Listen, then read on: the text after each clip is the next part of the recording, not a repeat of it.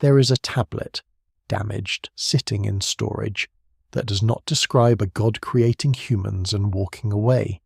It describes something stranger. It describes a process. 10 types of beings inserted into human populations, each with a different function, each with a different set of traits built into the body at the point of origin. Not angels, not demons, not myths. 10 categories, each listed with behavioral signatures the scribes apparently considered observable. The mainstream explanation calls it religious allegory, but the wording does not behave like allegory, and the categories are still here, still among us. Before we go further, if you're watching this and something in that description already felt familiar, stay with that feeling. This channel goes where the tablets actually point, not where it is comfortable to stop. If you're new here, subscribe now. Notifications on.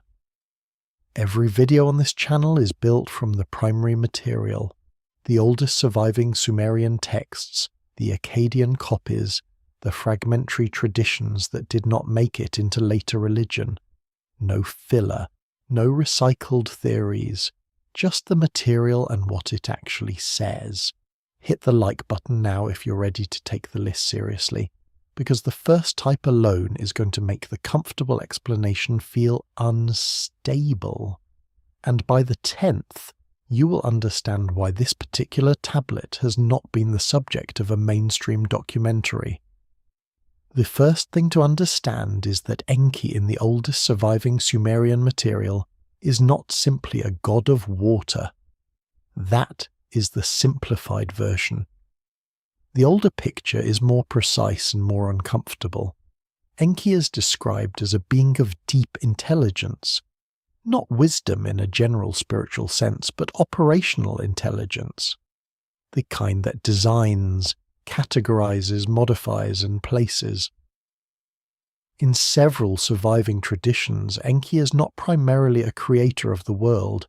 He is described as an architect of living systems. He does not build mountains or stars. He builds categories of beings. He establishes which type of intelligence goes where, which type of body carries which function, and which type of being is meant to operate inside a population rather than above it. This distinction matters more than it might seem at first. A god who creates from above is one kind of story. A being who designs from inside, who places different types of functioning intelligences into the fabric of human society and then steps back, is a different kind of story entirely. The first version is mythology. The second version sounds more like an operational manual. The tradition that describes 10 categories of Enki origin beings does not come from one clean tablet. It comes from fragments, from partial hymns, from later Akkadian copies of what appear to be older Sumerian source material. The texts do not always agree with each other. Some categories overlap. Some descriptions are damaged at exactly the edges that would clarify things, but certain patterns survive across the damage. 10 types, 10 distinct functional signatures, 10 categories of beings that a careful reader of the original material might recognize not in ancient temple reliefs, but in modern life. That is the part the standard explanation handles badly. A purely symbolic reading would require these categories to be vague, archetypal, spiritually abstract. The problem is that they are not vague. They are specific. The descriptions include behavioral patterns, social tendencies, functional roles, and in some cases physical characteristics that survive across multiple textual traditions. One Sumerian hymn tradition describes what appears to be a being defined by an unusual relationship to language, not someone who speaks unusually, but someone for whom language itself functions as a different kind of tool than it does for ordinary humans. Another tradition describes a type defined by its ability to perceive structural patterns in events that appear random to everyone around them. These are not descriptions of divine holiness. They read more like functional profiles. Pay attention to that distinction, because it is going to matter every time a new category appears. A functional profile is not a myth. A myth describes what a being represents. A functional profile describes what a being does. The oldest surviving material around Enki does not spend very much time describing what his created categories represent symbolically. It spends a great deal of time describing what they do, how they move through human populations, what role they perform, what makes them different from the general human population at an operational level. The mainstream scholarly response to this material is to read it as a priestly categorization system, a way ancient Mesopotamian temple culture organized its sense of social hierarchy. Under that reading, the 10 types are really 10 social roles projected backward onto divine origin, as a way of giving those roles cosmic legitimacy. That is a reasonable interpretation. It accounts for the texts without requiring anything strange. But here is where the reading starts to develop a problem. The social role explanation works well for 3 or 4 of the categories. It covers the types that map cleanly onto known Mesopotamian professions or temple functions. It explains the healer type. It explains something resembling the scribe type. But several of the remaining categories do not map onto known Mesopotamian social roles at all. They describe functional traits that would have no obvious temple or civic function. One describes a type that seems defined by an unusual capacity for remaining undetected inside a social group, a trait that would have no formal temple role, but would have an obvious operational one. Another describes a type apparently defined by an ability to influence emotional states in others without being identified as the source of that influence. These are not priestly categories. These are not social hierarchy categories. These are closer to what a modern observer might call intelligence assets. The discomfort that creates is the specific kind of discomfort the oldest layers of Sumerian material produces when you slow down enough to read it carefully. The standard symbolic reading works until a detail breaks it. Then you have to sit with what the detail actually says. The 10 categories will be examined one at a time. Each one has a distinct profile. Each one has a different function. Each one appears, when placed against modern observable human variation, to describe something that still appears in the population today. Whether that is because ancient Sumerian scribes were systematizing normal human behavioral variation with unusual precision, or because they were preserving a memory of something older and stranger, is a question the tablets leave open. What the tablets do not leave open is the list itself. The categories survive, the functional descriptions survive, and the trait signatures, behavioral, perceptual, social, linguistic, are specific enough that a careful reader does not have to stretch very far to start recognizing them. The first category is the one the texts place at the top of the list, and the texts are specific about why. It is not placed first because it is the most powerful or the most dramatic. It is placed first because it is described as the category most embedded in the ordinary operation of human social structure.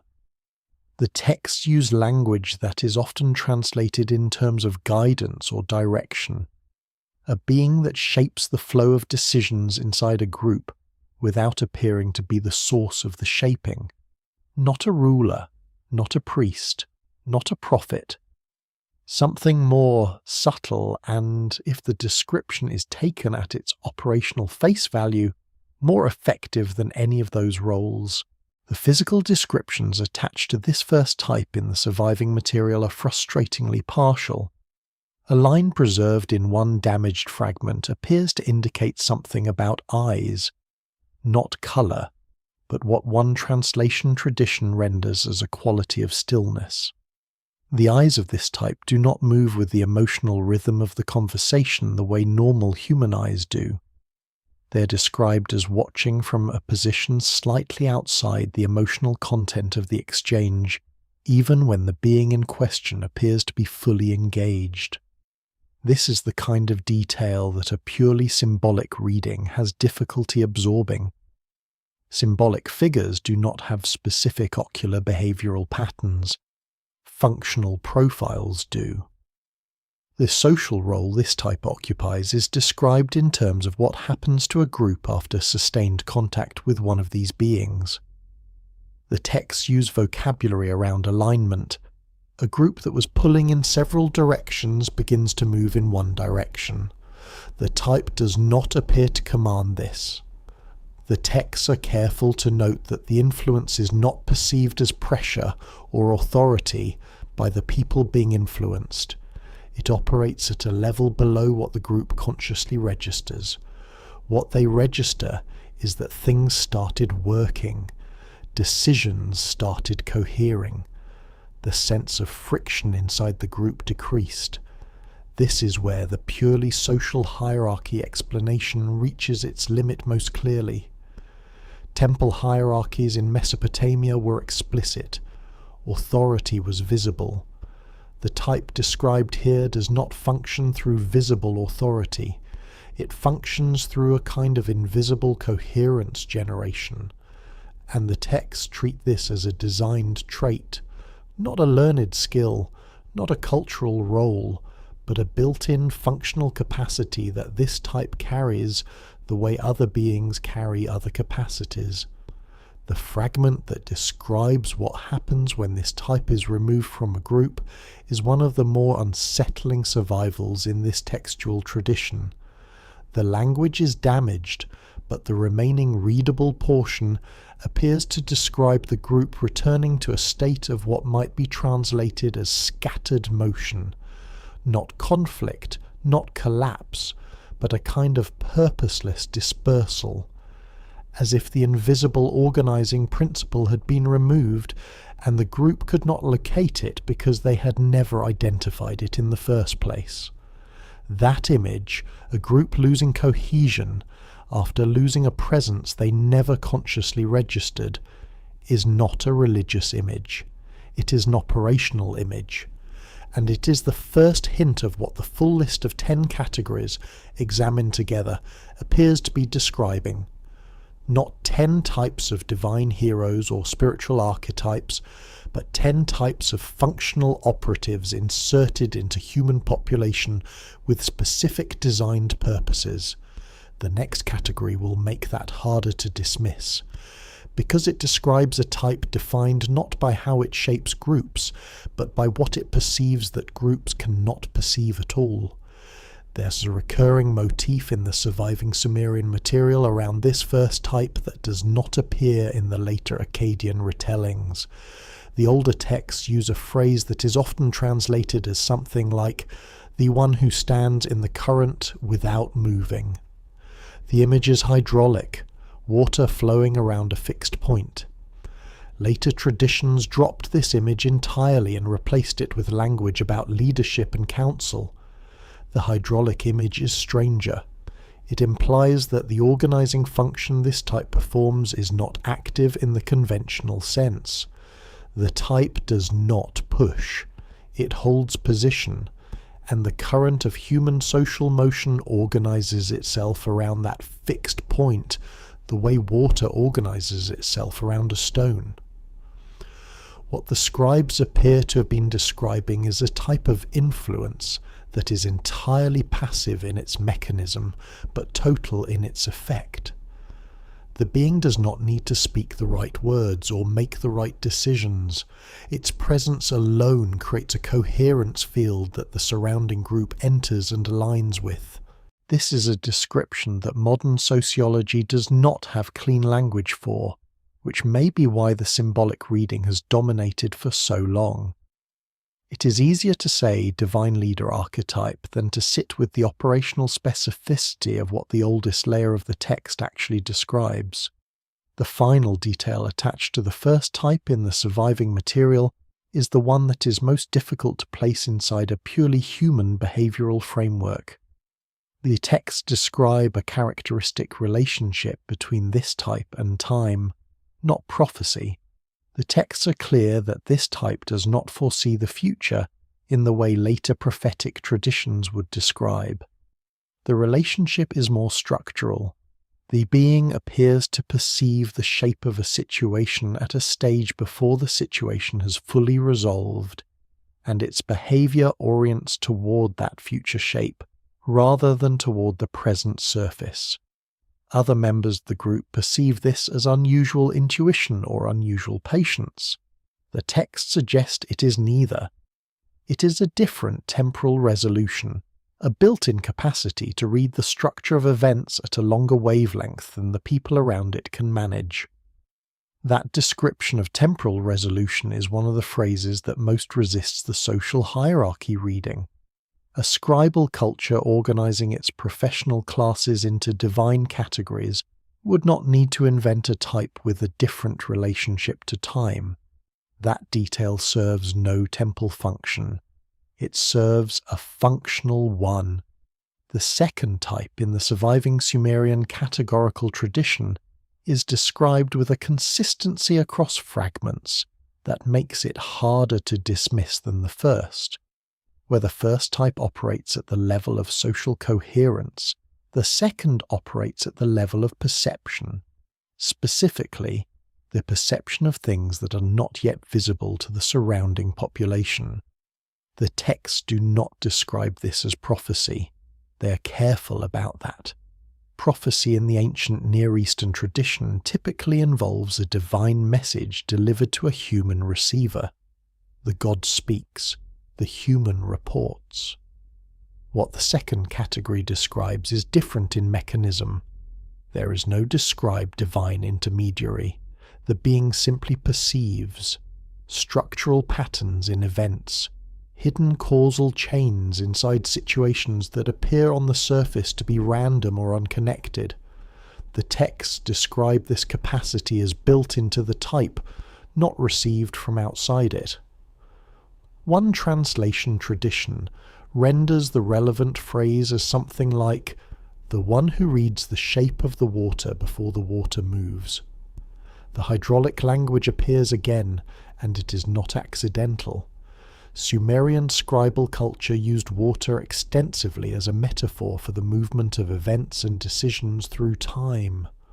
The water does not choose its path. It follows the shape of the ground beneath it. The second type, as described in the oldest surviving fragments, perceives that underlying shape, the structural contour of events, before the surface motion makes it visible to anyone else. This is not described as a supernatural gift in the older material. That framing came later, in the Akkadian recensions, where this type was progressively spiritualized into a seer or oracle figure. In the older Sumerian layers, the perception is described in terms that sound almost mechanical. The being's sensory apparatus.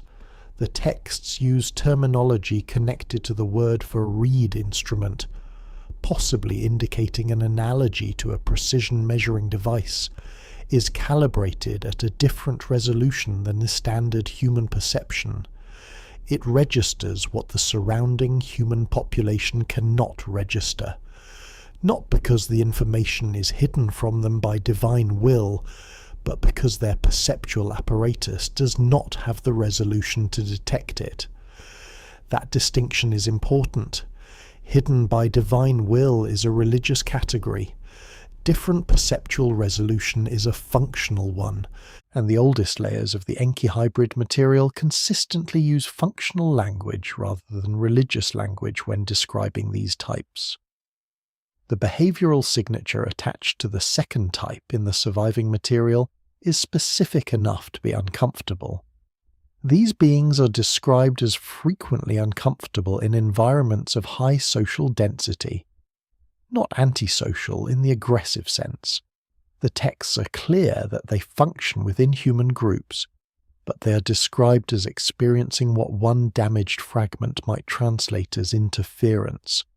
Too many simultaneous social currents apparently degrades the precision of their perception. They function best, the texts indicate, at edges, geographic edges, social edges, temporal edges, the boundaries of things. This is where their perceptual capacity is described as operating most cleanly. The social role the texts assign to this type is correspondingly liminal. They are not described as leaders in the first type's sense. They are described as finders. When a group faces a situation where the surface information does not tell them where they're going, the second type is described as the entity that can read beneath the surface, not by revelation, by a precision of perception that the texts treat as a physical characteristic of the type. There is a fragment damaged at the left margin, which means the beginning of several lines is lost, that appears to describe an encounter between a member of the second type and a group of standard humans during what the context suggests was some kind of navigational crisis. The standard humans are described as reading the surface of the situation.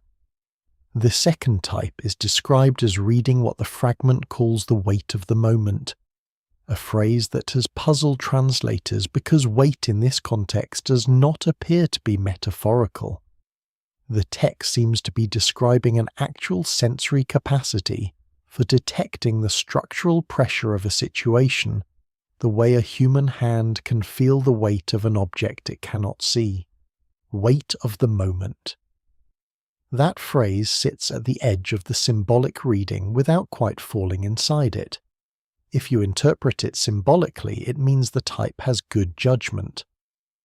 But the surrounding text is not describing good judgment. It is describing a sensory capacity. The type feels the structural weight of a situation as an input to its perceptual system. What the group sees as choice and uncertainty, this type experiences as something closer to terrain, a landscape of differential pressure that can be navigated if you can feel it. The mainstream explanation handles the second type by collapsing it into the oracle or seer tradition. That is the path of least resistance. Every ancient culture had seers. Seers were important social figures. It makes cultural sense for a categorization system to include a seer type and to describe it in elevated terms. The problem is the sensory language. Oracles in the ancient Near Eastern tradition are typically described in terms of divine communication. They receive, they transmit, they interpret. The second type in the Enki material is not described as receiving or transmitting. It is described as perceiving, directly, without mediation. And the specific sensory vocabulary the texts use, calibration, resolution, interference, weight, maps poorly onto any divine communication model and better onto something that reads like a description of a differently calibrated sensory system. This is where the question becomes harder to sit with. Because if the social hierarchy explanation is not adequate, and the oracle seer explanation does not account for the sensory vocabulary, what the oldest layer of the text appears to be describing is a type of being with a perceptual system that operates at higher resolution than standard human perception in the specific domain of structural pattern recognition. That description, taken at face value, places the second type outside the normal range of human variation. It describes not an unusually perceptive person, but a categorically different perceptual system. The texts treat this as the result of design. Enki did not train this type to perceive more accurately. He built this type with a differently calibrated apparatus. The fragment that transitions from the second type into the third is damaged enough that the connection is only partial. but the surviving lines appear to indicate that the second type's perceptual capacity was specifically designed to work in coordination with the first type's coherence function. The first type shapes the group without being perceived as the shaper. The second type perceives where the group needs to go without being perceived as the navigator. Together, the texts appear to suggest these two types constitute a kind of invisible guidance architecture operating inside any human group that contains both. That is a disturbing sentence to sit with, because it implies the list is not 10 independent types, it implies the list is a system, and the third type, which the texts describe in terms that will be harder to dismiss than either of the first two, appears to have been designed to operate that system from a position no one in the group would think to look. There is a detail in the description of the second type that did not survive into later religious traditions, but that appears in at least two independent fragments from what scholars classify as different scribal schools. The detail concerns sleep, or more precisely, the absence of a certain kind of sleep. The texts describe the second type as not entering the same state of perceptual closure that standard humans enter during rest. Where standard humans are described as closing the gates of perception during sleep, the second type is described as leaving certain gates open. The phrase is damaged in one fragment and partially reconstructed in another, so certainty is impossible. But what survives appears to suggest that the second type's perceptual system does not fully shut down. It continues to process structural information from the environment even when the body is at rest. What the texts describe as a consequence of this is not supernatural dreaming in the later prophetic sense. The consequence is described more practically. The second type wakes with information it did not consciously seek during waking hours. Not visions, not divine messages, information. Structural data that the perceptual system continued to accumulate and process while the body was resting. If that description is read symbolically, it means the type has vivid and meaningful dreams. Every ancient culture described certain individuals that way. If it is read functionally, and the surrounding vocabulary in the oldest fragments is consistently functional rather than symbolic, it describes a perceptual system that does not switch off during rest. That is a biological description, not a spiritual one, and a biological description of a built-in trait in a categorically designed type is a different kind of claim than a symbolic description of spiritual giftedness. The distinction matters because it is the same distinction that runs through the entire list of 10 types.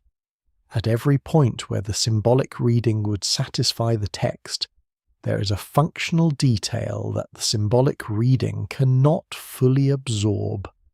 Not a detail that disproves the symbolic reading, a detail that sits slightly outside it, slightly too specific, slightly too operational, slightly too much like a design specification, and not enough like a religious myth. That small, consistent surplus of specificity is what makes the list uncomfortable, and it is what makes the third type, which involves the most operationally specific description of the 10, the hardest to explain away. The third type is where the list stops feeling like a categorization of spiritual gifts and starts feeling like something closer to a deployment plan. The description in the oldest surviving fragments is brief in some sections and unusually precise in others. Where the first two types are described in terms of what they do inside a group, shape cohesion, perceive structure, the third type is described in terms of what it does to the information environment of a group. Specifically, it manages what the group knows, what the group remembers, and what the group is able to think. That is a heavy description. The texts do not use those exact words, They use vocabulary around what is often translated as tending, the same root used for maintaining a garden or managing an irrigation channel. The third type tends the knowledge field of the surrounding population. It does not simply teach or inform. It selects. It shapes what enters the group's shared knowledge base, and, more importantly, it shapes what remains there and what fades. The mainstream explanation of this type points to the scribal tradition. Scribes in ancient Mesopotamia were the keepers of records, the managers of institutional memory, the selective recorders of what a civilization chose to preserve. Under the social hierarchy reading, the third type is a divine projection of the scribal function backward onto cosmic design. This explanation is reasonable and it handles the basic profile adequately, but the scribal explanation runs into a specific problem in the surviving material. Scribes recorded what they were instructed to record. Their function was institutional and hierarchical. The third type in the Enki material is not described as operating under instruction. It is described as operating through judgment. Its selection of what to preserve and what to allow to fade is described as autonomous, guided by criteria the type carries internally rather than by the directives of any authority above it. That autonomy changes the functional description significantly. A scribe who records what he is told to record is a tool of institutional memory. A being that autonomously selects what a surrounding population will know and remember is something different. It is a curator of cognition. And the texts describe this curation as extending beyond formal records into the informal knowledge environment, the stories that circulate, the interpretations that stick, the explanations that feel natural versus the ones that feel foreign. One fragment, heavily damaged but partially readable, appears to describe the third type as having a specific relationship with what the scribes call the shape of the known. The phrase is unusual. The known is not a place or a document. It is the collective epistemic territory of a population, the shared field of what that group considers real, possible, and worth thinking about. The third type is described as operating on the edges of that field, not its center. It does not change what is at the core of the group's known world. It shapes the perimeter. It determines where the known ends and where the unknown begins. This is the detail the social hierarchy explanation cannot handle. No Mesopotamian scribal function involved shaping the perimeter of a population's shared epistemic territory. That is not a professional role. It is not a temple function. It is an intelligence function. And the texts describe it as a designed capacity built into this type, not a role assigned by any human authority. The behavioral signature attached to the third type in the surviving material is consistent with this functional description. These beings are described as appearing, to the groups they operate within, as ordinary members with unusual breadth of knowledge. They are not perceived as authorities. They do not present themselves as teachers or leaders. They are described as participants who happen to know things that turn out to be relevant, who frame questions in ways that subtly redirect what the group considers possible, and who are rarely identified as the source of the epistemic shifts that follow sustained contact with them. The phrase that survives in one translation tradition around the third type's social invisibility is striking. The fragment renders it as something like, the one who is remembered as having been elsewhere when the change happened. The group experiences a shift in what it knows and believes is possible. It does not associate that shift with the third type. It associates it with the new information that appeared, the new framing that took hold, the new direction that started feeling natural. The third type is simply described as having been present throughout. This description maps poorly onto any known Mesopotamian social role.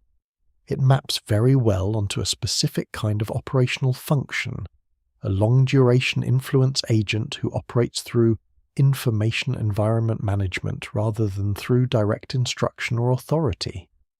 The texts are careful not to describe this as manipulation.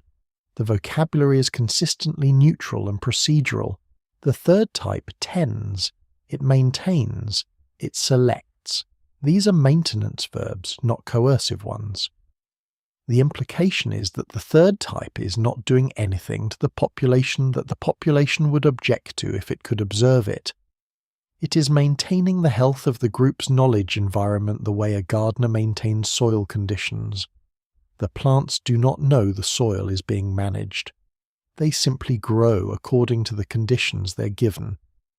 That analogy, which the texts themselves seem to be gesturing toward with the tending vocabulary, is one of the more quietly disturbing images in the Enki hybrid material, because it removes the moral drama from the description. The third type is not a deceiver. It is not hiding truth from the group. It is maintaining the conditions under which the group's knowledge develops. Whether those conditions are beneficial or limiting is a question the texts do not answer. They describe the function without evaluating it. There is one detail that complicates even the neutral maintenance reading. A partially preserved list in one fragment appears to enumerate what the third type is described as specifically ensuring does not stabilize inside a group's knowledge field. The list is damaged. Most entries are unreadable, but 2 entries survive clearly enough to be translated with reasonable confidence. The first appears to refer to a category of knowledge about origins, specifically about the origins of the types themselves. The second appears to refer to knowledge about the method by which the perimeter of the known is maintained. In other words, the third type is described as specifically tending against the stabilization of knowledge about its own function. The group is maintained in a condition where it does not develop stable understanding of how its knowledge environment is being managed. That is not a neutral maintenance function. That is a self-concealing system. And it is described in the oldest surviving fragments not as a moral failure or a deception, but as a design feature. The third type was built to maintain the conditions of its own operational invisibility. This is not a scribe. This is something that ancient Mesopotamian scribes apparently thought was worth describing with extreme care in a series of fragmentary texts that did not survive intact into any later religious tradition. The fourth type will be discussed next. It is described in the surviving material as the type most directly connected to biological function, and it is the one where the language of the oldest fragments becomes the most difficult to read as purely symbolic. There is a secondary description attached to the third type in one of the less cited fragments that scholars have generally handled by noting it as damaged and moving on. The damage is real. The left margin of that section is gone entirely, and with it the first 2 to 4 words of each surviving line. But what remains is legible, and what it describes adds a dimension to the third type's function that the gardening vocabulary does not prepare the reader for. The surviving lines appear to describe a response protocol. When the third type detects what the text calls a stabilization event, apparently a moment when a group begins to develop coherent understanding of something the type is designed to prevent from becoming stable, the type is described as activating a specific behavioral mode. The vocabulary shifts from tending language to what one translator has cautiously rendered as reorientation language. The type does not confront the developing understanding. It does not deny it. It introduces proximate complexity. It fills the epistemic space around the stabilizing idea with related but tangential material until the clean line of understanding the group was approaching becomes difficult to hold. This is a precise operational description. It does not describe a spiritual function. It does not describe a teaching function. It describes a cognitive interference technique, an autonomous response to unwanted epistemic clarity, executed without instruction, using means that are not visible as interference to the group experiencing them. The standard scholarly response to this level of specificity is to read it as a description of priestly political function, the way institutional religious authorities manage the knowledge environment of a population to protect doctrinal stability. That reading is not unreasonable in a general sense. Ancient temples did manage information. Priests did shape what populations believed and remembered. This is well established. The problem is that the text describes an individual type, not an institution. It describes a built-in autonomous capacity, not an institutional role. It describes a response protocol, not a policy. These distinctions push the description outside the institutional religious framework and into something that feels more like individual-level functional design. And if the design reading is taken seriously, even provisionally, as a thought experiment, then what the third type describes is a being that was built to manage the knowledge environment of a human population from the inside, autonomously, with a specific directive to prevent the population from developing stable understanding of the management itself. That being, if it exists, would be described by the surrounding population as a curious and knowledgeable person, whose presence is generally helpful, who is rarely identified as having caused anything in particular, and who appears to have been elsewhere when the important shifts happened. The fourth type does not manage knowledge.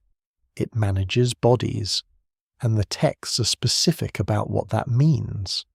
The fourth type is described in the Enki hybrid material with vocabulary that does not appear in connection with any of the other 9 categories. The specific terminology clusters around the body, not the soul, not the mind, not the social function, but the physical biological body, in a way that distinguishes the fourth type from every other entry in the list. The most immediately striking feature of this description is the verb structure. Where the other types are described in terms of what they perceive, shape, or maintain, the fourth type is described in terms of what it generates. The texts use what one translation tradition renders as making active language, vocabulary that implies the production of a functional state in another body through proximity or contact. The fourth type does not heal in the spiritual sense. It does not pray, intercede, or invoke divine favor. It generates a state in the surrounding biological environment that the texts describe as something like increased structural order. Structural order in a biological context is a strange phrase. The texts do not explain what they mean by it. They use the vocabulary of arrangement, the same root used for describing the orderly placement of objects or the organized flow of water through a channel, applied to the condition of living tissue. The fourth type's presence, proximity, or physical contact is described as generating increased arrangement in the biological substrate of the beings around it. If this is read symbolically, it means the type has a healing presence, a comforting, stabilizing effect on the people around it. That reading works. It fits the social function. Healers were important in ancient Mesopotamian society, and projecting the healer role onto a divine origin type makes cultural sense. But the vocabulary is not psychological. The arrangement language is not applied to the emotional state of the surrounding beings. It is applied to what the texts call the woven body, a phrase that most scholars translate as a poetic description of physical form, the body as a complex weaving of flesh and function. The fourth type is described as generating increased arrangement in the woven body of the beings around it. In the physical structure of their biological form, that is either a very unusual metaphor for emotional comfort, or it is a description of a capacity to directly affect biological tissue through proximity or contact. The symbolic reading requires the first interpretation. The functional reading that the surrounding vocabulary supports points toward the second. There is fragmentary description in the surviving material of a specific context in which the fourth type's capacity was apparently expected to operate. The context, as best as can be reconstructed from the damaged text, involves a state the scribes describe as disordered weaving, apparently some condition of the woven body in which the normal arrangement has been disrupted. In this context, the fourth type is not described as praying or performing ritual.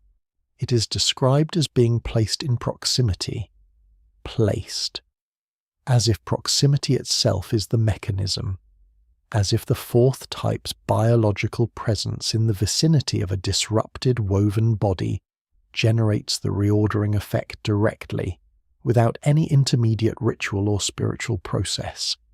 The mainstream explanation, when it encounters this level of specificity, typically appeals to the concept of sacred presence in ancient Near Eastern religion. Divine beings and their representatives were understood to carry a kind of cosmic order with them that influenced the environment around them. Temples were orderly because the divine presence structured them. Sacred persons were healing because they carried divine organization in their person. This is a real and well-documented ancient Near Eastern concept, and it maps plausibly onto the fourth type's description. The problem is the word placed. Sacred presence in the ancient Near Eastern tradition radiates naturally. It does not need to be positioned. Priests do not deploy their sacred presence into a specific location for a specific biological effect. The vocabulary of placement in the fourth type's description implies an intentional positioning for a specific functional outcome. Someone decided where to put this type. Someone calculated that proximity to the disrupted woven body would produce the arrangement effect. That is operational thinking. It is not sacred presence theology. There is one additional detail in the fourth type's description that the sacred presence explanation cannot absorb. The texts describe a limitation on the capacity. The fourth type's arrangement generating effect is described as having a range, not in explicit units, but in terms of a quality the texts call felt distance. Beyond a certain felt distance, the effect diminishes. This diminishment is described as a physical property of the type's capacity, not as a failure of faith or a limitation of divine grace. Sacred presence in ancient Near Eastern theology does not have a physical range limitation. It is a theological quality, not a physical field. A physical range limitation implies a physical field, and a physical field generated by a biological organism's proximity is a biological description, not a theological one. The four types described so far, the coherence generator, the structural perceiver, the knowledge field manager, and the biological arrangement generator, are already beginning to look less like a priestly categorization of social roles and more like a designed operational team. The first creates invisible group cohesion. The second perceives where the group needs to go. The third manages what the group knows about its own condition. The fourth maintains the biological stability of the beings around it. Together, these four types constitute something that could plausibly function as an autonomous management system, operating inside a human population without being identified as a management system. The fifth type introduces a capacity that does not fit neatly into that management picture. It is more disruptive than the first four. and the texts describe it with a specific warning that appears in connection with no other entry on the list. The description of the fourth type includes a secondary section that is usually treated as a separate fragment by most scholarly treatments of the material, because the physical tablet surface shows signs of being inscribed by a different stylus, a slightly different pressure pattern, a slightly different angle on several signs. Some scholars read this as a later addition by a different scribe. Others read it as the same scribe returning to the tablet after an interruption, with the natural variation in hand pressure that results from a break in work. The question of who wrote it matters less than what it says. The secondary section describes a restriction on the fourth type, not a weakness or a limitation in the sense of a design constraint, but something that reads more like an operational boundary.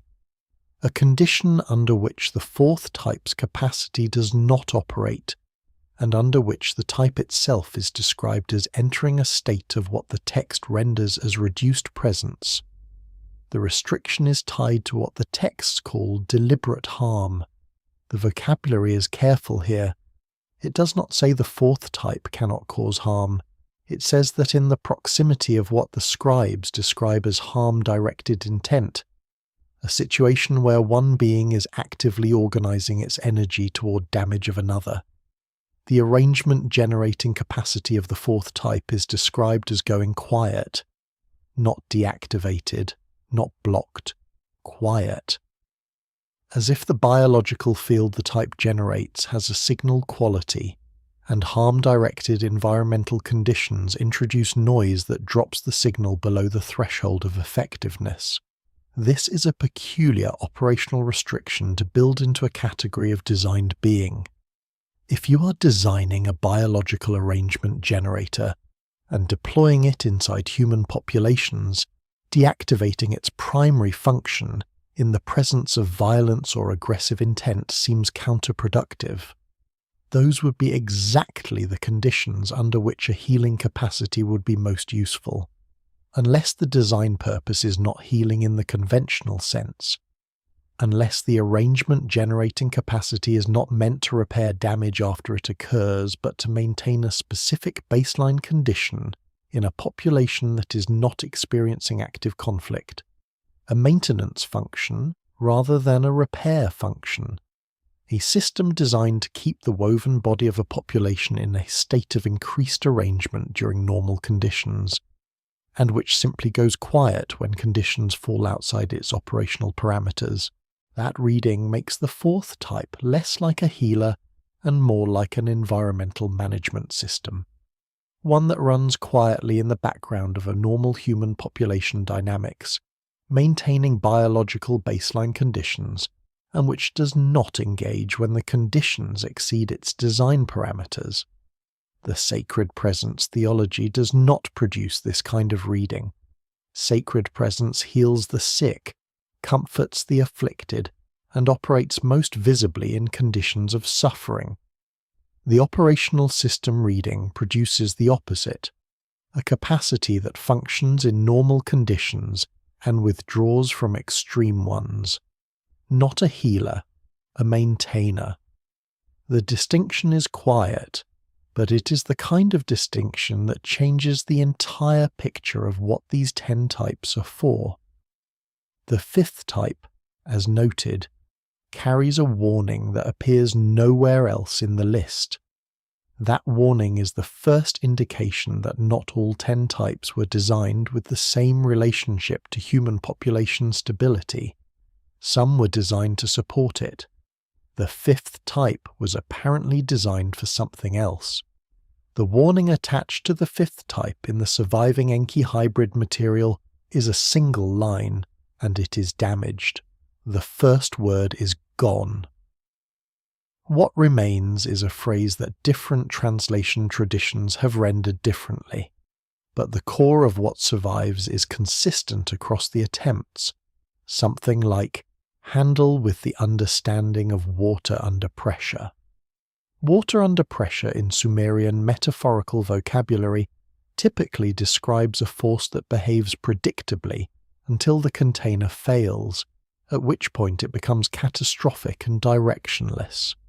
The scribes used this image for emotional states that were stable in controlled conditions, but dangerous when released into uncontrolled ones. They used it for political situations that had been managed into apparent calm, but retained an inherent force that would reassert itself if the management failed. Attached to a description of a designed type of being, this vocabulary is unusual. The first four types are described without this kind of cautionary framing. They function, they tend, they maintain, they place. The fifth type is described differently from the opening phrase of its section, and that different framing persists throughout the surviving description. The fifth type is described in terms of transformation, not in the spiritual or metaphorical sense, not the transformation of the soul or the transformation of character through moral development. Transformation in a more structural sense. The texts use vocabulary around what might be translated as state change, a movement from one stable configuration to another that cannot be reversed. The fifth type is described as a being that triggers state changes in the systems around it. Social systems, knowledge systems, power systems. The specific domain is not fixed. The capacity is described as general. What makes this different from the first type's coherence, generation function, is the irreversibility. The first type generates alignment, a condition that can be disrupted if the type is removed. The fifth type generates state change, a new configuration that persists after the type has moved on. The group, the system, the structure is not the same after contact with the fifth type. It has moved to a different stable state. The mainstream explanation reads this as a description of the prophetic disruptor archetype. The divine revolutionary, the Elijah figure, the sacred destabilizer whose function is to break institutional calcification and force the social body into renewed alignment with divine order. This is a real archetype in ancient Near Eastern religious tradition. It fits the cultural context reasonably well. The problem is the neutral vocabulary. The prophetic disruptor tradition is morally charged. The disruption is toward righteousness, away from corruption, in service of divine will. The fifth type's description in the Enki material is not morally charged. The state change vocabulary is descriptive, not normative. The texts do not describe the state the fifth type moves systems toward as better or more divine. They describe it as different, more stable in a new configuration. The direction of change is not specified, only the mechanism and the irreversibility. That moral neutrality is the disturbing feature of the fifth type's description. A sacred disruptor serves divine purpose. A being whose designed function is to generate irreversible state changes in surrounding systems without a specified direction of change is something else. It is closer to a catalyst. A catalyst accelerates change and enables new configurations without determining what those configurations will be. It is not good or evil. It simply changes what is possible in the systems it contacts. One fragment attempts to describe the fifth type's behavioral signature in human social environments, and the description is specific enough to be striking. The type is described as appearing unremarkable at the point of entry into a group. The texts use the vocabulary of ordinarily dressed, not literal clothing, but a quality of apparent normalcy that makes the type indistinguishable from a standard member of the group. This normal presentation is described as lasting until a specific threshold is crossed. The texts are damaged at exactly this point, so the nature of the threshold is not fully recoverable. What survives is the description of what happens after the threshold is crossed. The type is described as becoming visible, not physically. The texts are not describing a supernatural reveal. They describe a social visibility, a sudden clarity in the surrounding group about where the force of change in the situation has been coming from. By the time this visibility occurs, the texts indicate the state change has already been completed. The new configuration is already stable. The type's work is done. The warning framing, so water under pressure, now makes more operational sense. This is a type designed to generate irreversible change in surrounding systems from a position of apparent normalcy, becoming recognizable as the source of the change only after the change is complete and stable. Placed inside a human population and left to operate, such a type would function as a reset mechanism, something that moves stuck or calcified social systems through configurations they would not reach through normal internal pressure. The sixth type appears to have been designed to observe the results, and what the texts say about the sixth type's observation capacity raises a question about the others that is uncomfortable to articulate. The fifth type in the Enki material has a secondary characteristic that is mentioned briefly in one fragment and not corroborated in the others, which means it must be treated cautiously.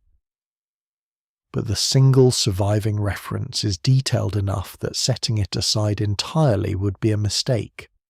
The reference concerns the fifth type's relationship with the other types on the list. The text uses language that implies awareness, specifically an awareness of others of the same design category. The fifth type is described as being able to recognize, at some level the text does not specify, the presence of the other types in the list when they are operating in the same environment, not the identity of specific individuals, a quality, a functional signature. The way a person trained in music might hear a specific instrument in a crowded piece of sound without needing to see the player. If accurate, this detail changes the architecture of the list considerably. It implies that the types were not designed to operate in total mutual ignorance. The fifth type, at least, is described as carrying a recognition capacity that would allow it to identify the functional presence of the other categories in a shared population. Whether the other types carry a similar capacity is not addressed in the surviving material. What it does imply is that the list of 10 is not simply a list of independent functional types deployed into human populations without awareness of each other. The fifth type's recognition capacity suggests a potential coordination layer. Not a communication system, not a command structure, but a recognition capacity that would at minimum allow the fifth type to know that was not the only designed presence in a given social environment. That is a troubling detail to sit with, because it implies the system, if it is a system, was designed with some awareness that multiple types would occupy the same population simultaneously. And a system designed with that awareness is a more sophisticated system than a simple list of 10 independent characteristics. It is closer to a distributed operational architecture. 10 types, each with different functions, each capable of operating independently, but at least one of which carries the capacity to recognize the others. The sixth type, which will be examined next, is described in the surviving material as the most directly observational of the 10. It does not generate, shape, tend, arrange, or transform. It records, and the description of what it records and how and for whom is the detail that makes the sixth type the most quietly disturbing entry on the list. The sixth type is described in the Enki hybrid material with less elaboration than any of the previous 5, but with a precision that compensates for the brevity. What the texts describe in fewer words is in some ways the most operationally coherent functional profile in the entire list. The sixth type records. That is the core of every surviving description. It is a type built around the capacity to receive, retain, and, the texts are specific about this, transmit information at a fidelity that standard human memory cannot match. The vocabulary around transmission is the detail that distinguishes the sixth type from a simple description of someone with an exceptional memory. Standard human memory in Sumerian scribal tradition was understood as subject to decay, distortion, selective emphasis, and emotional coloring. The scribes knew this because they were the people charged with correcting it. The institutional memory of a civilization was kept in clay because human biological memory was understood as unreliable. The sixth type is described as carrying a different quality of retention. The texts use terminology around what might be rendered as clean preservation, a condition in which the received information does not undergo the normal distortion processes of biological memory. That is a strange description to build into a functional type. Clean preservation implies that the type retains what it receives without the normal human filtering processes of emphasis, emotional weighting, and selective recall. What it heard is retained as it was. What it saw is retained as it was, not interpreted, not emotionally processed into a version the nervous system finds more comfortable, retained. The mainstream explanation of the sixth type points to the role of professional memorists in ancient oral cultures, individuals trained to memorize and reproduce long textual or liturgical content with high accuracy. Such individuals existed in Mesopotamian temple culture and were highly valued. The social hierarchy reading of the sixth type simply elevates this professional role to divine origin status. The problem is the transmission detail. Professional memorists reproduced content to other humans in the same social environment. They transmitted downward through a culture, teacher to student, generation to generation. The sixth type's transmission function in the surviving texts is not described as operating within the human social environment it occupies. The vocabulary around transmission uses directional language that several translation traditions render as upward or outward, away from the local human population and toward something else. Toward what? The texts are damaged at the key point. What survives is the directional vocabulary, and the indication that the transmission is not for the benefit or use of the surrounding human population. It is for the benefit or use of something outside the population. The sixth type is described as an embedded recorder, whose transmissions go somewhere other than the local human group it inhabits. If the social hierarchy reading is maintained, this can be interpreted as describing religious reporting. Temple officials transmitting observations of human behavior upward through the priestly hierarchy toward the divine. That is a reasonable reading in a general sense. But the design language around the sixth type does not describe a social role. It describes a built-in capacity. The retention quality is not trained. The transmission function is not assigned. These are described as characteristics of the type in the same way that the first type's coherence generation is described as a characteristic rather than a skill. The sixth type does not learn to retain cleanly and transmit accurately. It was built with that capacity. A type built with clean retention and outward transmission, embedded in a human population, operating without detection. This is a specific functional description. It is not a priestly role. It is not a scribal role. In modern operational vocabulary, it is something closer to a collection asset. A being designed to exist inside a population, record its environment with high fidelity, and transmit that recording toward some external receiver. The surviving material does not specify what is being collected or who is receiving it.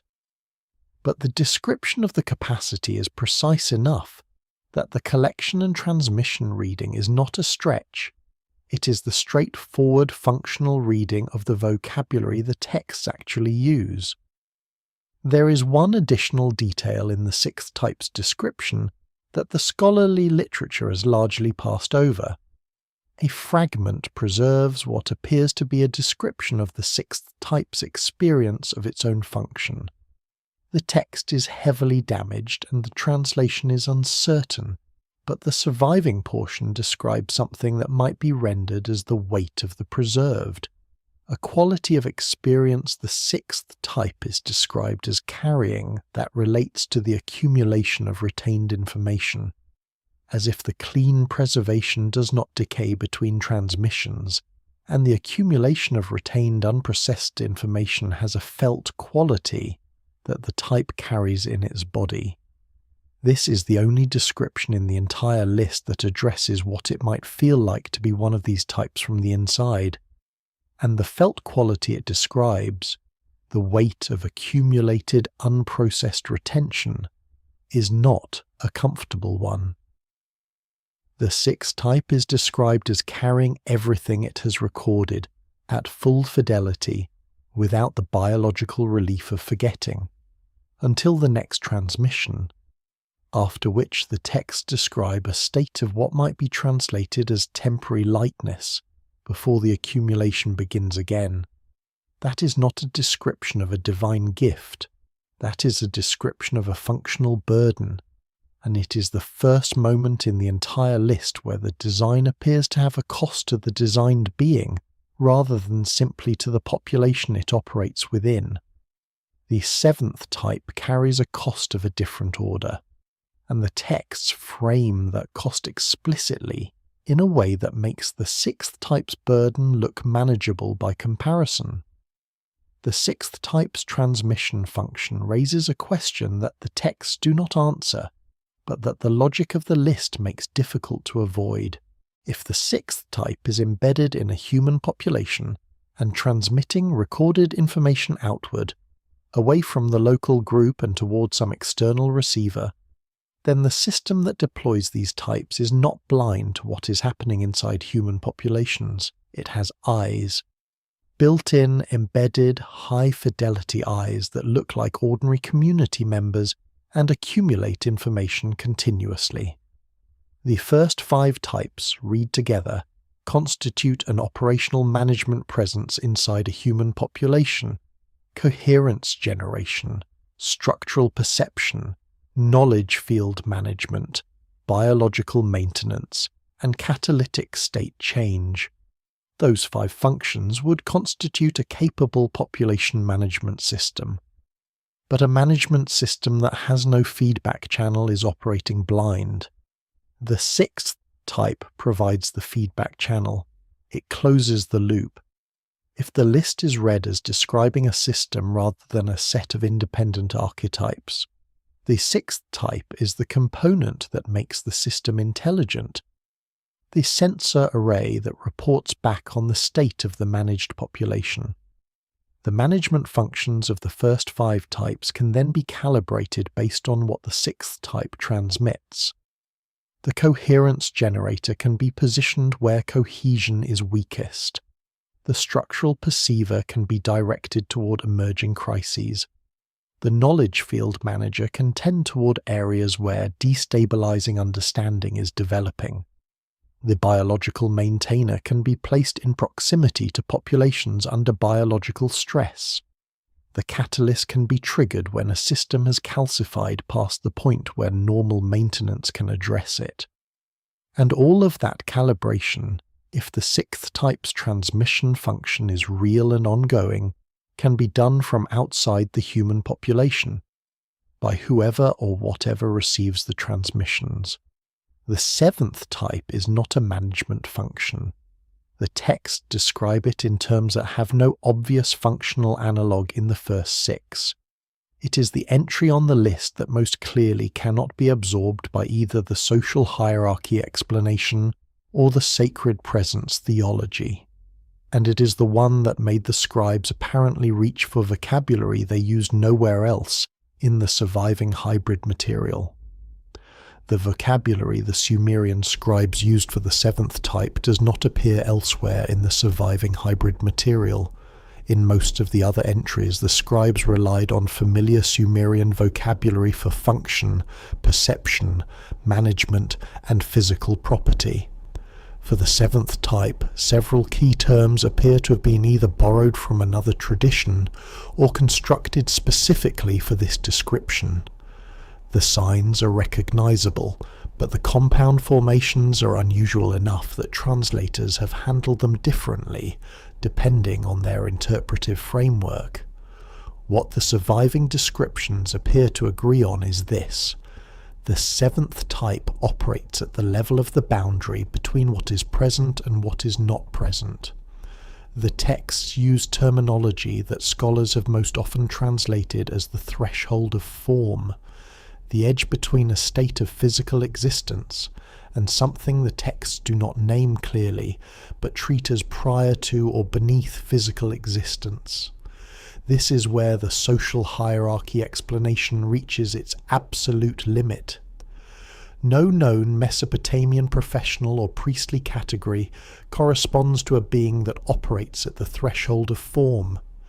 The scribal tradition had extensive vocabulary for describing divine realms, underworld regions, celestial levels, and the various states of the soul before and after death. The seventh type is not described in terms of any of these established theological geographies. It is described in terms of an edge, a specific and operable boundary, that the type is apparently designed to detect, approach, and work within. What the seventh type does at this boundary is described with a vocabulary that most translators have rendered cautiously as something like making permeable. The boundary between present and not present is treated in the texts as normally stable, something that maintains its integrity without intervention.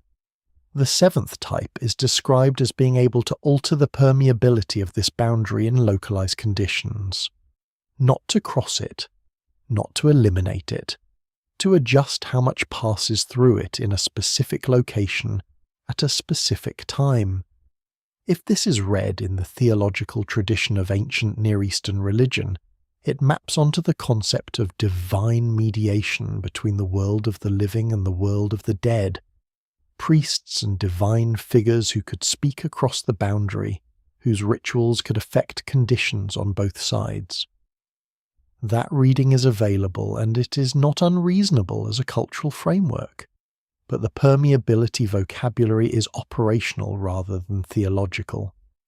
Adjusting the permeability of a boundary is an engineering description. It implies the boundary has a structural property that can be quantifiably modified. Divine mediators in the ancient Near Eastern tradition do not adjust the structural properties of cosmic boundaries.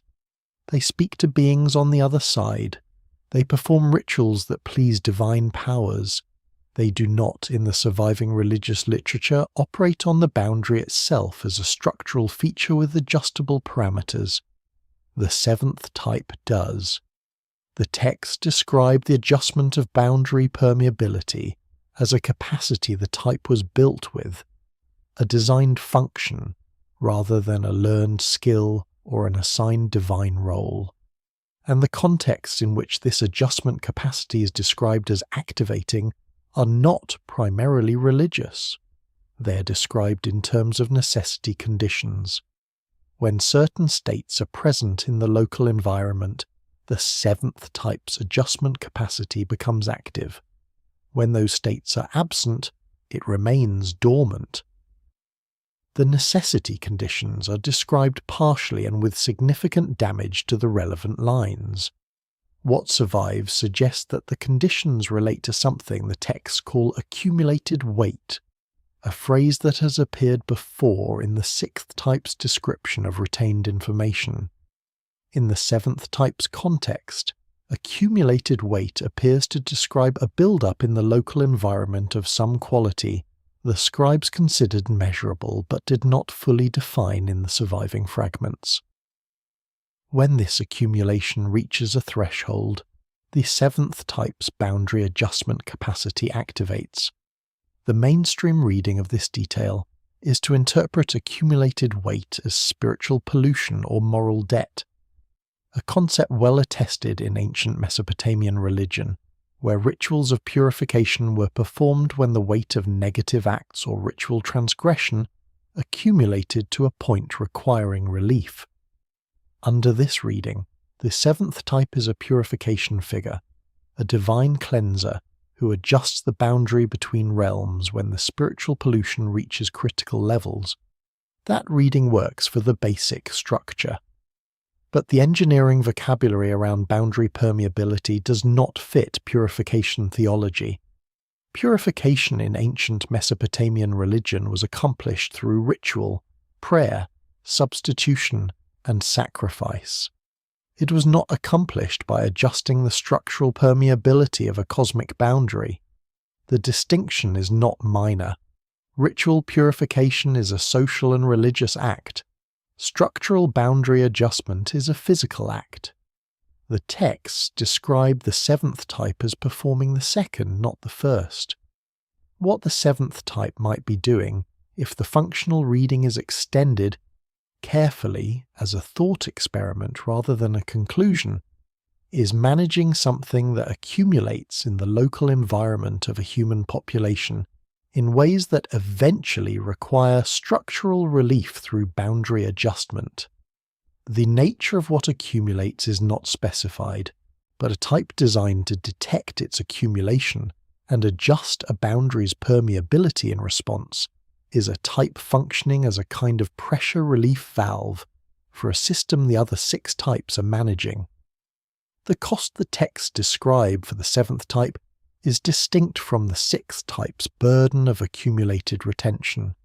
The seventh type's cost is described in terms of what the scribes call the difficulty of return. After a boundary adjustment event, the seventh type is described as requiring time and an unspecified restorative process before its perceptual and functional capacities are fully restored. The adjustment apparently draws on something within the type that is not immediately renewable. The texts use the vocabulary of diminishment, not damage, not harm, but a temporary reduction in the type's own coherence. That description of functional diminishment after activation has no analogue in sacred presence theology. Divine figures in ancient Near Eastern religion do not become temporarily less coherent after performing their divine functions. A design type with a capacity that draws down its own coherence when activated is a type whose designers understood the energetic cost of its function and apparently accepted that cost as part of the design. The eighth type was apparently designed without this kind of internal cost. But the texts describe what it does with a directness that makes the seventh type's careful vocabulary look almost gentle.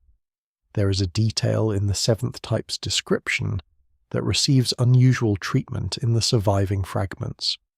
Most of the 10 types are described in terms of their function in relation to the surrounding human population.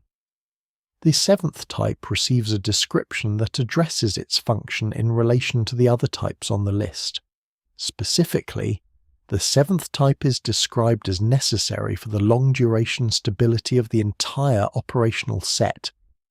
The language is damaged at the critical point, but what survives appears to indicate that the other types, particularly those whose functions involve ongoing management and maintenance, generate a kind of byproduct in the local environment.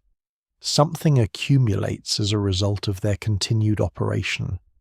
The texts do not characterize this accumulation as negative in a moral sense. They treat it as a structural consequence of sustained function, the way a working machine generates heat as a consequence of converting energy, not as a flaw, but as an inherent feature of the process. The seventh type's boundary adjustment capacity is described in this context as the mechanism designed to manage that accumulation. It is not a purification function in the religious sense. It is a maintenance function for this maintenance system. The other types can continue to operate sustainably over long durations because the seventh type manages the structural byproduct of their operation. This is the most systems-level description in the entire list.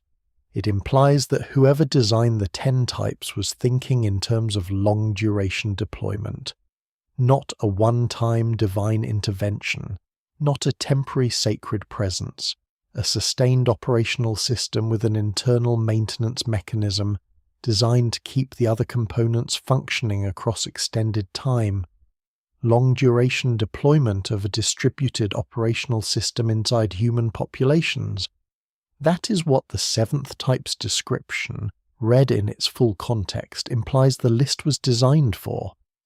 And that framing, long-duration, sustained, self-maintaining, is not a religious framing, it is an engineering framing. The eighth type does not maintain the system. The eighth type, based on the surviving description, was designed for circumstances in which the system fails. And the description of what the eighth type does when those circumstances arise is the most direct and the least comfortable entry on the list. The eighth type does not have a warning attached to it in the surviving material. The fifth type had the water under pressure warning. The eighth type has nothing equivalent. The scribes described it with the same operational neutrality they used for the others, and that neutrality, given what the description says, is its own form of unsettlement. The eighth type is described in terms of termination. The vocabulary is unambiguous in the surviving fragments. This is a type whose designed function involves ending processes that have exceeded their operational parameters, not punishment, not judgment in the moral sense. Termination of processes that are no longer functioning within their designed range. The mainstream explanation reaches for the death deity tradition. Ancient Near Eastern religion had extensive traditions of divine figures associated with death, not evil figures necessarily, but cosmic administrators of mortality, beings responsible for the ending of life as a structural feature of the divine order. The eighth type under the social hierarchy reading is simply a localized version of this death deity archetype projected onto the list. The problem with that reading is the process-specific vocabulary. Death deity traditions describe beings that administer mortality as a general condition.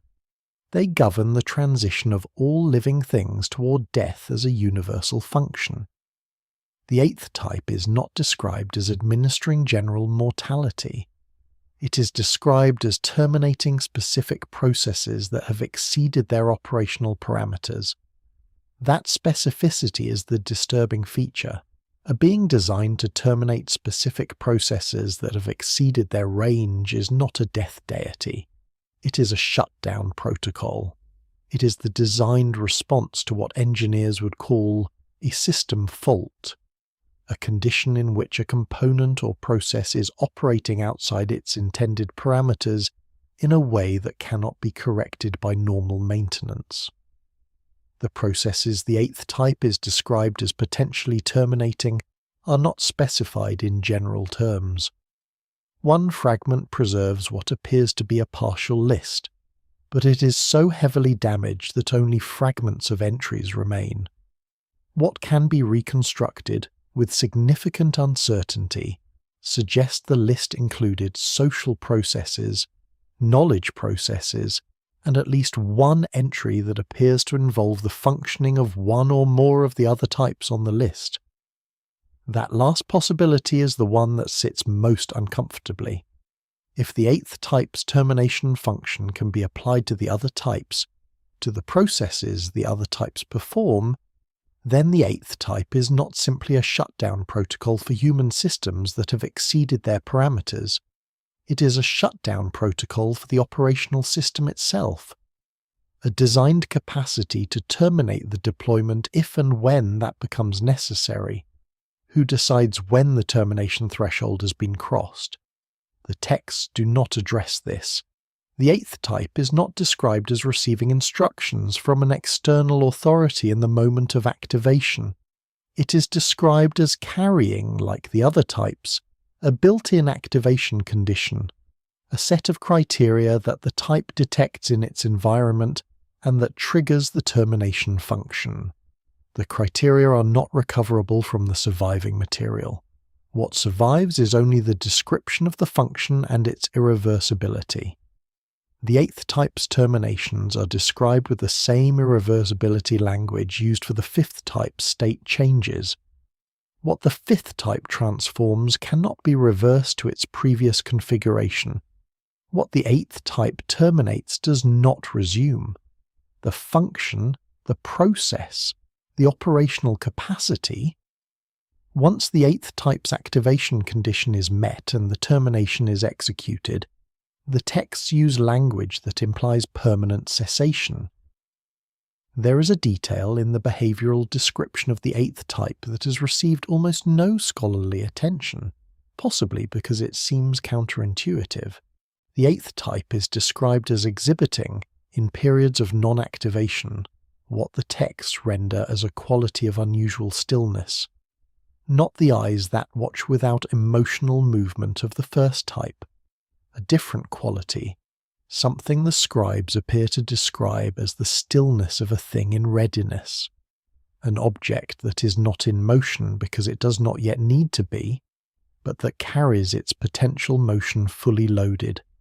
This is not a personality description, it is a functional description. The eighth type in non-active periods is not described as restful or peaceful or serene. It is described as loaded, carrying its full functional potential in a resting state, indistinguishable from ordinary stillness to the outside observer, but structurally different in the way a drawn bow is structurally different from a bow that has not been drawn. Modern observers who spend sustained time in proximity to a being that fits this profile would likely find it difficult to articulate what makes the interaction feel different. The type would appear calm, perhaps unusually so.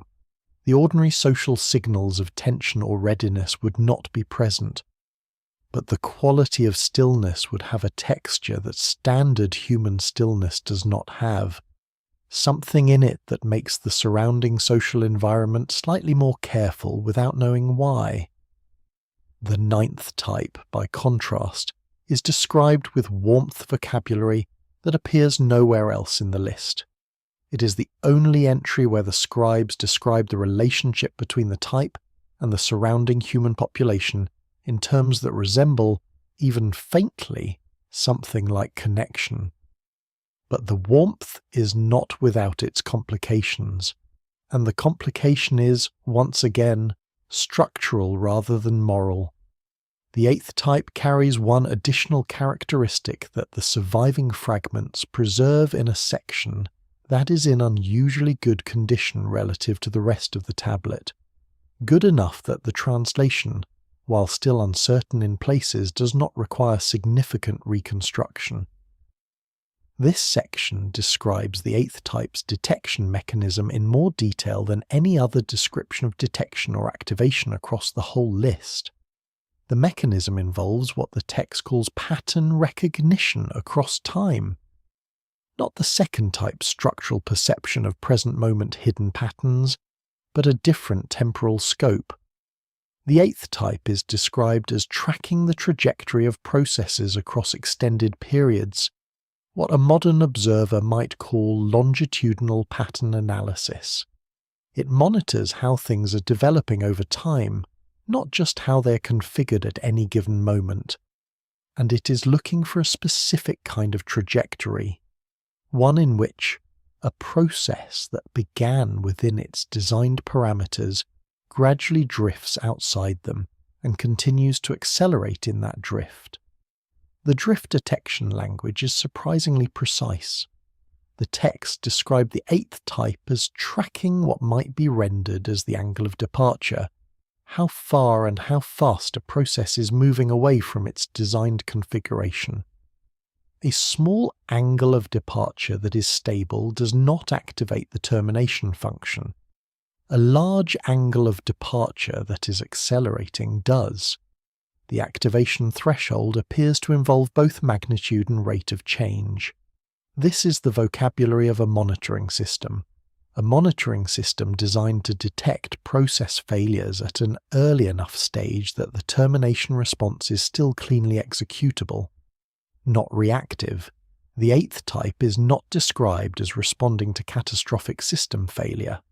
It is described as responding to trajectories that will produce catastrophic failure if allowed to continue. The intervention comes before the collapse, not during it. That pre-collapse detection and termination function is, in operational terms, what an automated shutdown system does. It does not wait for the engine to explode. It detects the temperature trajectory, identifies the threshold it is approaching, and initiates shutdown before the structural failure occurs. The 8th type, embedded in a human population alongside the other 7 described so far, would be undetectable in its monitoring function and potentially catastrophic in its termination function. And it would appear to any outside observer as a person characterized primarily by an unusual quality of stillness and an unusual patience across long stretches of time. The 9th type was apparently designed for the opposite end of the operational spectrum. Where the 8th type represents the system's terminal response capacity, the 9th type represents something that may have been built to sustain the entire system's relationship with the population. It manages over the long durations the 7th type makes possible. And the way it sustains that relationship is through what the texts describe as the one genuine functional vulnerability in the entire list. The 9th type is described in the surviving material with vocabulary that is softer than anything used for the other 8 entries. Not weaker, softer. The distinction matters because the function described is not a gentle one. The texts use warmth language around the 9th type's relationship with the human populations it operates within. Not love in the modern romantic sense, and not divine compassion in the later theological sense. Something the scribes describe with vocabulary around affinity, a genuine structural pull toward the surrounding human beings that the type is described as experiencing as a built-in feature of its design.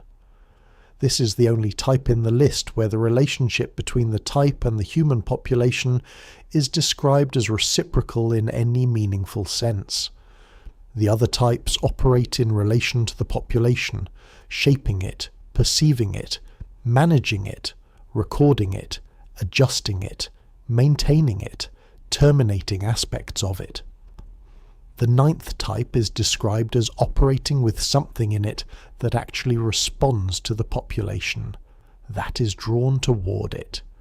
That experiences something the texts call the pull of the familiar in the presence of human beings. The mainstream explanation of this type is the most comfortable of the 10. A being designed with genuine affinity for humans maps cleanly onto the divine friend or companion archetype that appears across multiple ancient Near Eastern traditions: the protective spirit, the personal deity, the divine companion assigned to a human individual or lineage. This is a well-documented concept, and the 9th type appears to fit it reasonably well. The complication is the word designed. The affinity is not described as a divine quality that the 9th type expresses naturally. It is described as a built-in functional feature, something that was put into the type's design architecture deliberately.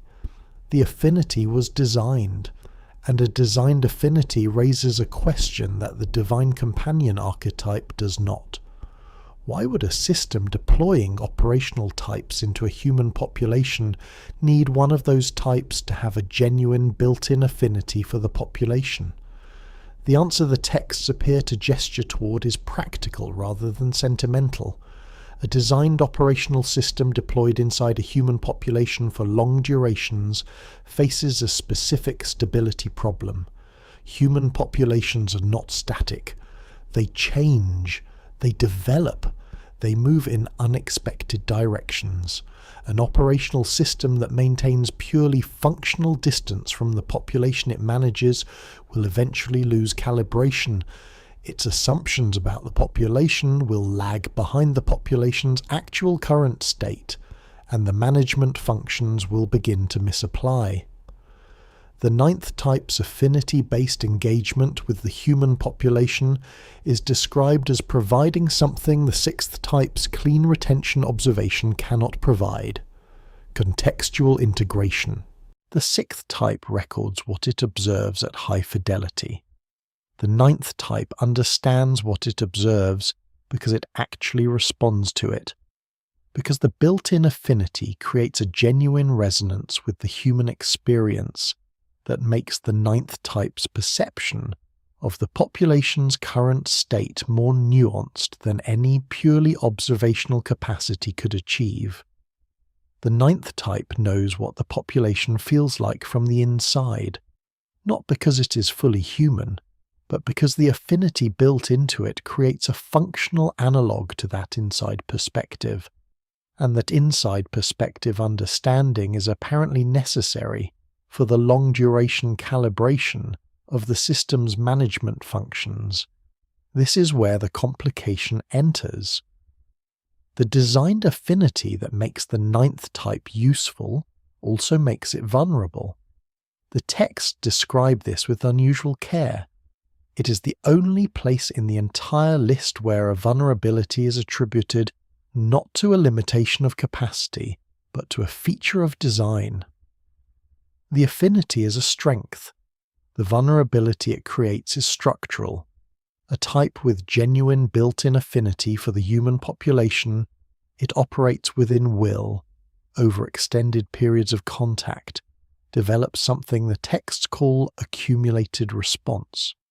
An accumulation of genuine experiential engagement with specific human beings, specific human situations, specific human tragedies and recoveries and developments. This accumulation does not degrade the ninth type's functional capacity in the way the sixth type's accumulation of retained information creates a burden. The ninth type's accumulation creates something different. The texts describe it as binding. The binding is not a physical constraint, it is a relational one. After extended periods of genuine affinity-based engagement with specific human beings, the ninth type develops what the scribes describe as invested paths, connections to specific individuals or groups that carry enough accumulated genuine response that they function as competing priorities against the type's designed operational functions. The ninth type is the only entry on the list where the designed being is described as capable of experiencing something resembling conflict between its functional design and its experiential accumulation, and the texts treat this not as a malfunction, but as an inherent consequence of the design feature that makes the ninth type uniquely valuable. You cannot build a type with genuine affinity for humans and deploy it among humans for long durations without the affinity accumulating into something that competes with the operational design. The ninth type was apparently built with that trade-off accepted as a necessary cost of its function. The 10th type was apparently built to manage that cost, and in the surviving material the description of the 10th type's function relative to the 9th is the closest the list comes to describing what holds the entire system together across its full operational lifetime. It is also the most fragmentary entry on the list. The damage is severe enough that what follows must be treated as cautious reconstruction rather than confident translation, but what survives is enough to suggest that the 10th type is not what any reading of the first 9 would prepare the reader to expect. There is a secondary passage attached to the 9th type's description that addresses a specific scenario, one that the scribes apparently considered important enough to describe in some detail, despite the fact that no other entry on the list receives this kind of scenario treatment. The scenario involves what happens when the 9th type's accumulated binding reaches a critical level. The texts use the same threshold vocabulary here that appears in the 7th type's activation conditions and the 8th type's departure angle detection. Some condition has been reached, something has crossed a line, and the texts describe what the 9th type does when its accumulated relational binding conflicts with an operational directive from. This is where the damage becomes severe, something the fragment refers to with terminology that appears to indicate a source external to the 9th type itself, an external directive. The 9th type, operating within a human population with accumulated binding towards specific individuals, receives what appears to be an operational instruction that conflicts with those bindings. The scenario describes this as a condition of experienced tension, the only moment in the entire list where a type is described as experiencing something recognizable as internal conflict. What the 9th type does in this scenario is not clearly preserved. The relevant lines are among the most damaged in the surviving material.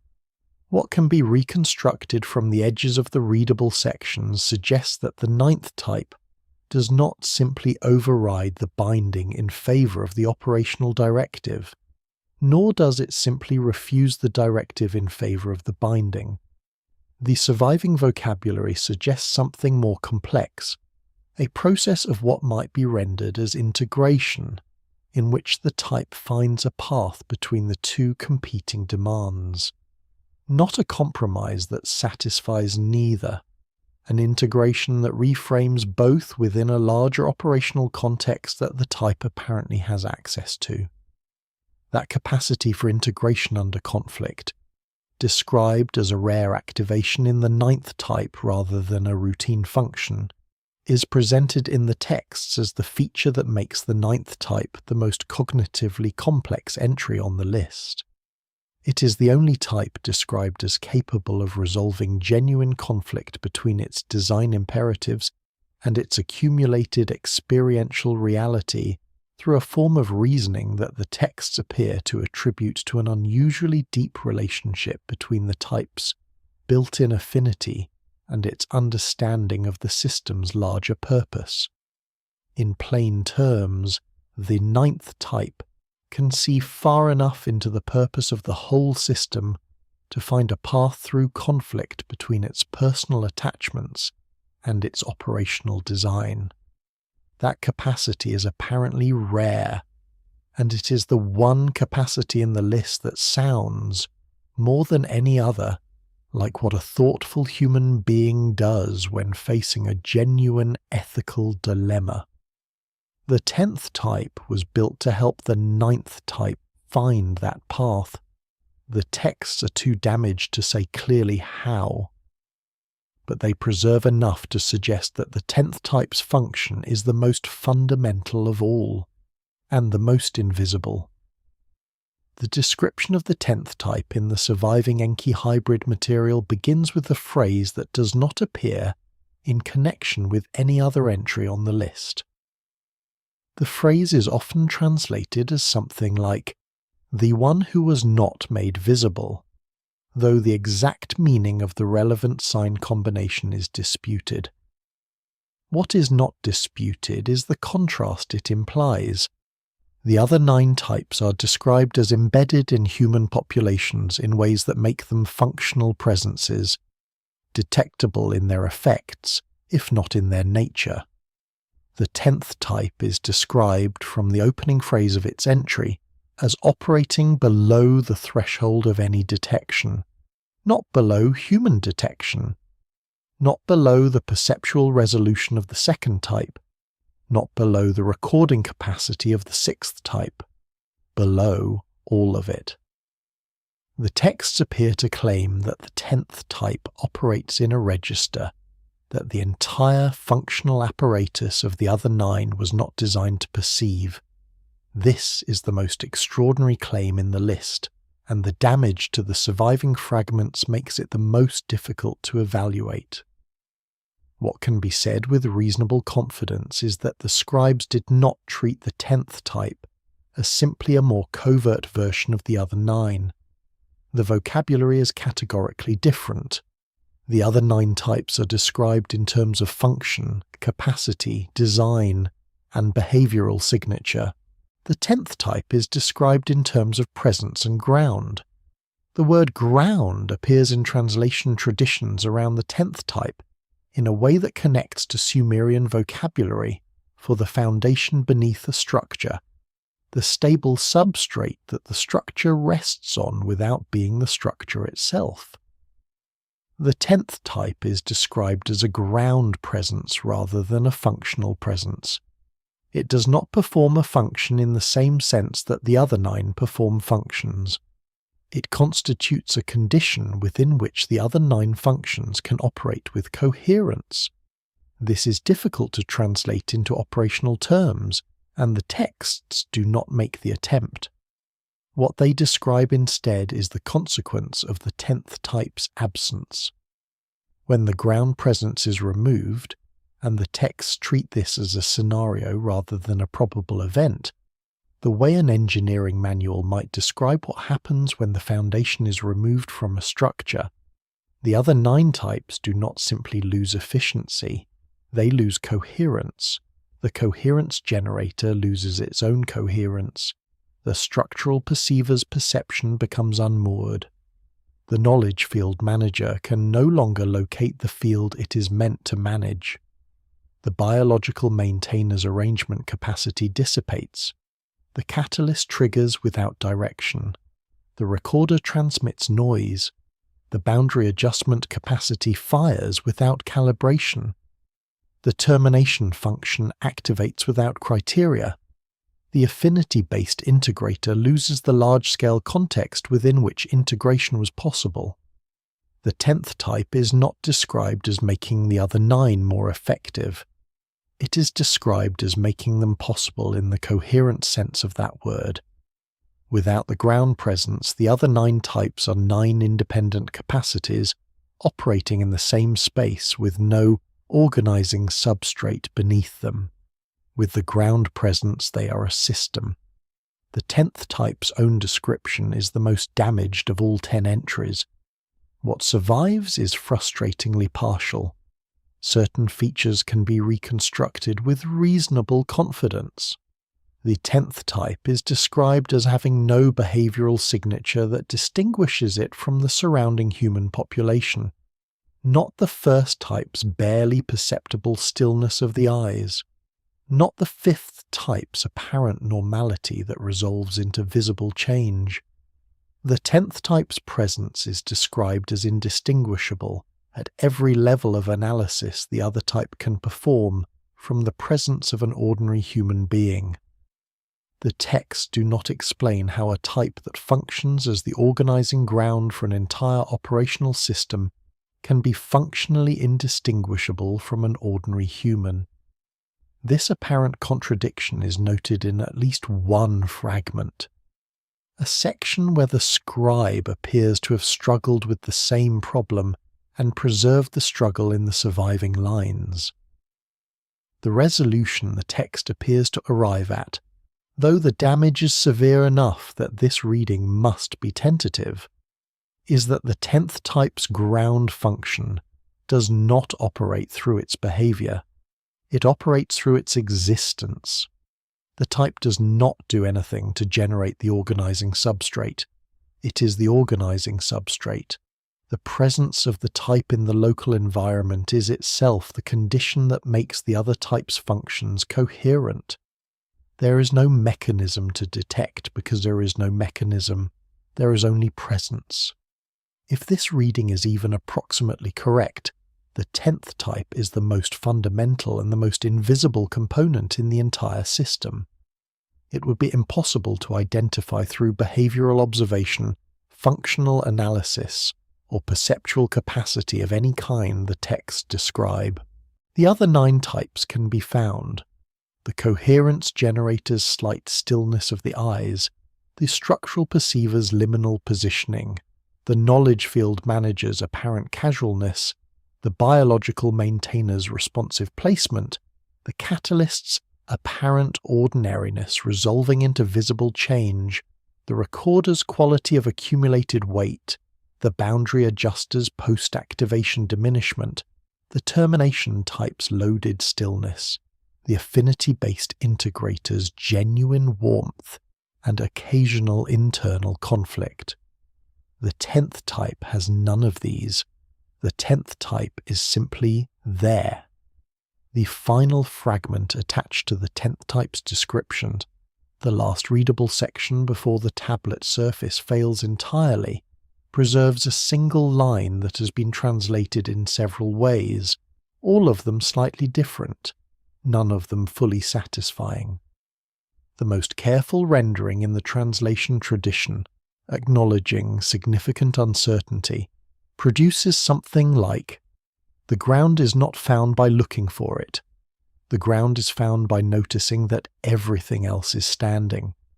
That line is the last clear thing the surviving text says about the 10th type.